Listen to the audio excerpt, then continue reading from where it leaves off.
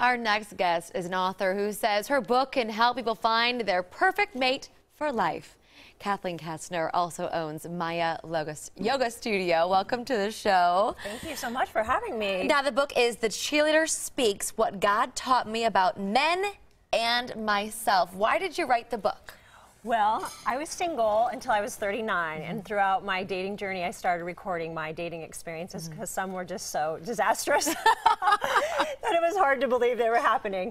But I also was learning the lessons that I felt God was teaching me along the way, and I did not get married till I was 39, so I had a bad pattern of dating bad boys, like artists, musicians, addicts, men who were conveniently unavailable and were never going to commit.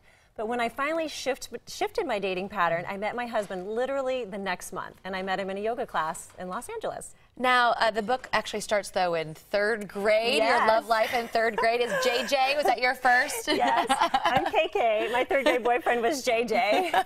And I was adopted, so I just talk about that very briefly, because I think it's good to be familiar with your childhood story, with your family, and how that might be affecting your dating patterns.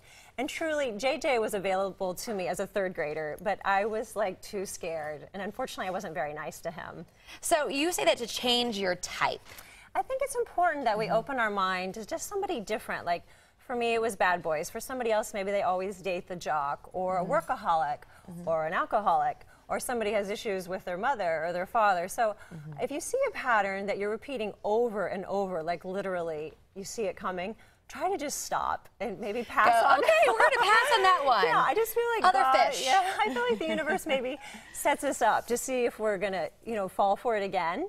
I would even have the same name like 2 men in a row, and I still didn't see it coming. So it's just good to open up. My husband's very different than anybody ever dated, and more importantly, he is kind.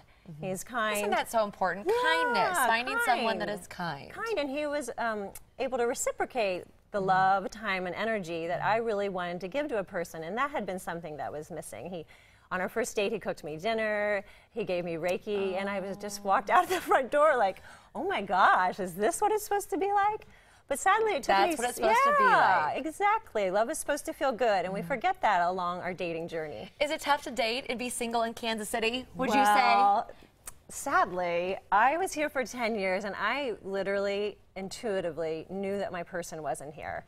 And I put myself and my cats in a U-Haul, and we moved to Los Angeles, and I ran my studio long distance because I really believed in my soul, because I've always prayed and meditated that my person was out there, and he was. And you just had to bring him back to Kansas City. Yes. Well, the book is The Cheerleader Speaks. Thank you so much for coming on the show. Thank you so much for having me. And happy Valentine's Day You too, hon. to Thank you.